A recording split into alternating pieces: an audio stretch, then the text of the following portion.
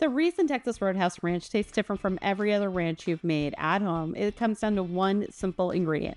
And that ingredient is heavy mayonnaise. You've probably never bought it before. Heavy mayonnaise has more egg yolks than regular mayonnaise, which makes it noticeably thicker and richer, and what gives this dressing its creamy quality that makes it amazing. Now, all you need is Hidden Valley Ranch restaurant style dressing mix, heavy mayonnaise, and buttermilk. And that's it. It just takes those three ingredients. You're going to whisk them together in a bowl, cover it, and let it rest in the fridge for 30 minutes. Overnight is better because that's when the flavors mingle together and it actually tastes like Texas Roadhouse. You can use this on salads, as a dipping sauce for wings, or with a basket of those famous rolls.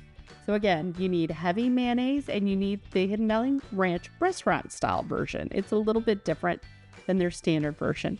And once you make this at home, you're not going back to the bottled ranch. Let me know what your favorite way to use ranch dressing is.